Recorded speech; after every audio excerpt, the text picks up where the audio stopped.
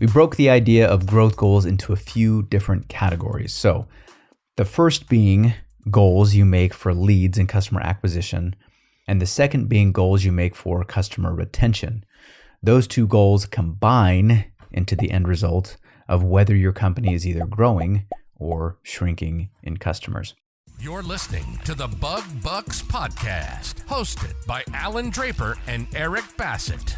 Welcome to the Bug Bucks Podcast. I am Eric Bassett, and I will be your host as we do a recap of the last couple episodes. I'm going to go through my notes and pick out some of the best takeaways from episodes 75 and 76. If you hear something that sticks out to you, make sure you go back and re-listen to that episode. I definitely don't have enough time to cover all the best stuff, so have a re-listen if you want all the secrets. Before I get started, I want to remind you to go and join our Bug Bucks Facebook group. That's BUGBUX. We've surpassed 3,200 members and we are climbing. It's an awesome community of pest control owners who share tips, tricks, knowledge, wisdom, and all sorts of gold nuggets. If you haven't joined already, you are absolutely missing out. All right, let's dive in here. Episode 75 that dropped on March 23rd was all about protecting your existing customer base from door knockers from other companies. This is something that my company deals with every year. I'm pretty sure everybody does. And if you haven't yet, you will. So what do we do about this? How do you avoid what feels like the inevitable switchover cancellation calls from your customers every single season? Let's talk about the proactive options first. Number one, reminding your technicians to make a personal connection with your customers. I can't stress enough how much of a difference the relationship between a customer and a technician makes during the door-to-door season. When I knocked doors and ran into people who already used a pest control service, I quickly knew how difficult the switchover was going to be by how they talked about their company. So if they knew they used somebody but weren't sure of the name, I knew I had it in the bag. If they mentioned the name of the company, but nothing about the technician, I knew it would take some work, but I'd still come out with a sale. If they talked about the technician or the technicians that service their home, especially if they mentioned them by name, I knew it was a total waste of time. Give your technicians the time and the training to talk with their customers. Teach them how to have the kind of conversations that grow relationships and connections. It's more than just specifics about the service. The technicians need to build a connection that surpasses the professional relationship. If they don't, a door-to-door salesman for sure will. Number two, understanding what a customer's wins are. Okay, I love this one. It's definitely a big part of what we teach in Natura. WINS is an acronym that stands for wants, interests, and needs. It's the building blocks of the value your customer sees in your service. So during the initial sales process, our team asks all sorts of questions that through that process, we glean the customer's wins and we repeat them back to the customer so they know we fully understand exactly what they're looking for. But this isn't something that you can just ask about in the beginning and then forget down the road. Their wins change over time as their lives change. So whoever's in contact with your customers needs to be having that conversation and making sure that value connection is still there. Just like with number one, if you aren't having those conversations with your customer and making sure that you're on the same page about what they see value in, some door-to-door salesmen will have that conversation instead. All right, let's dive into the reactive tips. So, what do we do when a customer actually makes a request to cancel their service? So, just as a side note here, I know that cancellation requests come as phone calls and emails and probably texts, and I know that people have their preferences on communication. I'm totally cool with that. But there is so much more power when you can actually get a customer on the phone and have a conversation with them. The difference in degree of influence is astounding. If you feel like the person who's answering the phone for you guys in your office, who is running your retention department or customer service department, If that person is lacking in this area, train them up. If they are only trying to save customers via email or text, that has such a low save rate, and it's allowing your customers to disconnect themselves from the personal connection, which is crucial if you want to build long-term loyalty. If they email to cancel, just call them up. All right, so number 3. When a customer actually makes a request to cancel service, I like to start out with a really easy opener that has to do with their tenure. The nice thing here is that it doesn't matter how long or short they've been with you. The opener is absolutely the same. And it sounds something like this. You know, John, I noticed you've only been with us for about 8 months. What's going on that's making you feel like leaving? Or if it's like a long-term customer that has a lot more time, it's the same thing. I'd say something that sounds like this. You know, John, you've been loyal with us for nearly 6 years. What's going on that's making you feel like leaving? So a big part of the conversation starter is that it ends in an open-ended question that invites the customer to explain the situation. It's also completely non-confrontational. So you're approaching the situation with concern instead of interrogating the customer. Once you're able to get some information, and assuming it's this whole door knocker scenario, I know you'll be really tempted to bash the other company and poke holes in everything they said and just start defending your honor, etc. Don't do that. I promise it doesn't help, and if anything, just makes you seem defensive and desperate. Instead, stay confident. Remember, this is your customer, this is your turf. You were here before that door-to-door guy, and you'll be here long after they're gone. Let your customer know that you understand where they're coming from and that you get calls about these door-to-door guys all season long. Tell your customer that what really matters is that they get the best service that fits their needs. Put their wins back in the spotlight and ask them about the offer they got. When I ask, it usually sounds something like this. So what was it about the offer that made you want to switch from us to them? Listen and just let the customer talk. If they answer this question honestly, it will likely be the key to any viable offer you can make to get them to stay. All right, let's talk about a weird door-to-door switchover situation that you'll run into, and you might have already and didn't even know it. What do you do if you suspect that the, quote, customer you are talking to is really just the door-to-door rep that's posing as the customer to avoid you being able to convince them to stay? If this situation makes you upset, welcome to the club. Here are some pointers. The first thing you need to understand is that while you suspect this to be true, it might be totally false. That means whether you're right or wrong, you need to follow the same process you would to handle a cancellation call from any other customer. Usually, if it's a door-to-door rep, they'll be pretty short with you, which just saves you time anyway. Here's the big key. When you hang up the phone, wait 10 to 15 minutes, maybe even a little longer. It's important that you wait so you can give the sales guy time to leave in case he's still around. Then call that customer back and make sure the person you were talking to was actually them. The way I usually start that conversation usually sounds like this. Hey John, this is Eric at Natura Pest Control. This might sound odd, but I just got a call about 20 minutes ago from someone wanting to cancel your account, and I just didn't seem like it was you. I was a little worried and I wanted to be sure I was actually talking to you and not someone pretending to be you. So, worst case scenario here. It's actually your customer who you were talking to before, and now they're annoyed that you're calling them out. But hey, at least they know you care enough about them and their business that you're willing to call them back. Best case scenario, they explain that some door-to-door guy came by and just signed them up and told them that they would, quote, take care of switching over the account for them. Now you've got some ammo. Just be careful how you use it. Even if that whole situation makes the salesman look shady, you still need to talk about the fact that his offer made them want to switch in the first place. So now you have a legitimate opportunity to have that conversation and save a customer. Side note, if you're a company who uses door-to-door, please don't use this tactic. If you want to coach a customer on what to say or how to act, that's fine. But don't assume their identity and call their company. The door-to-door industry has a tough enough time as it is. Don't make it worse. For the guys who catch some other company's sales guy doing this, don't chase him down or call and make threats or anything like that. Just keep your composure and move on. That guy won't make it far lying to people anyway. All right. So those are my notes from episode 75. Lots of good stuff in there.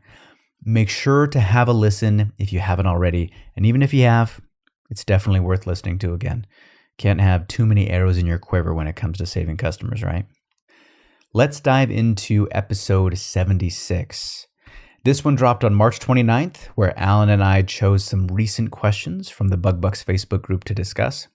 We talked about measuring success during the prep season and how effectively to price your services. So credit to Salvador Mora and Ryan Snow for the posts in the group. I want to start off by talking about tracking growth. So in the podcast episode, the question from Salvador had to do with specific growth goals for Q1, or the first quarter of the year, which is January through March. An important point we made is that your growth goals during almost any time of the year are best compared by your own year-over-year data. But I definitely understand the draw to know what everyone else is doing. Sometimes it's nice to know what's possible and what the industry, quote, average is. We broke the idea of growth goals into a few different categories. So the first being goals you make for leads and customer acquisition, and the second being goals you make for customer retention. Those two goals combine into the end result of whether your company is either growing or shrinking in customers. So companies who focus the majority of their sales efforts on door-to-door and have little to no focus on inside sales likely won't see much, if any, growth between the end of Q4 and the beginning of Q1. So as you can imagine, this is highly dependent on the market that you're in. So areas that are colder in the winter see lower lead volume and possibly an increased amount of cancellation calls due to the lower demand that time of year, where the warmer markets won't feel such a dramatic swing. Long story short, if you find yourself growing during the prep season, even if it's relatively small, that is great news. It's not uncommon to fight just to maintain your customer base and likely slim down a little through natural attrition. A key takeaway here was to make sure you are paying attention to the lead measures that act as key indicators for growth numbers you are measuring. So, for example, let's say in Q1 of 2022, the month of March accounted for 2% of your overall annual growth. And then in March of 2023, that percentage increased to 3 or 4%. So at first glance, you'd likely be pretty excited. But don't forget that if you don't track the smaller contributing measures, your sales team, retention team, and service team could all have been performing more poorly, and what saved you was your lead volume. Or maybe your sales team was struggling, but your retention team was killing it, and that's why the numbers increased. The idea here is that what's more important than whether or not the company grows or shrinks is understanding why it's either growing or shrinking. So don't just stare at the revenue all day. Pay attention to your other key performance indicators. Those are what tell the real story. All right, so let's move on to the second question that Alan and I covered in the episode. There were some concerns about pricing and trying to analyze issues when you feel like customers aren't biting. So the interesting thing about this discussion is that it ended up being less about which price is right to charge for services and more about knowing what questions to ask and how to effectively market to the right customers. So if you ever end up feeling like you're not getting the results you want, the first thing we need to do here is figure out if we have a marketing issue, a sales issue, or a service issue. So the easiest place to start with a marketing issue is looking to see if you're even getting the volume of leads that you want, and if they are the quality of leads that you want. If either of those are an issue, it's time you took a second look at the ads and the campaigns you're running and the budgets you're spending. When it comes to leads, I always like to imagine a balancing act between three forces. Think about cost, quality, and volume. So if you do things right, you can usually get at least two of those three things. So for example, you can find low cost, high quality leads, but you aren't likely to find a high volume of them. Next, you can also find a high volume of low cost leads, but they likely won't be very good quality. And lastly, you can definitely find a high volume of quality leads, but they definitely don't come at a low cost. So obviously the magical dream of every pest control marketing executive is to find the high volume, high quality, low cost lead source. The reality is that you never really find the perfect lead source, you just get better at the balancing act. So the easiest place to start when trying to diagnose a sales issue is to look at the team and the individual sales stats. Of course, this only works if you're tracking lead volume, closing rate, conversion rate, contract value, one-time value, etc.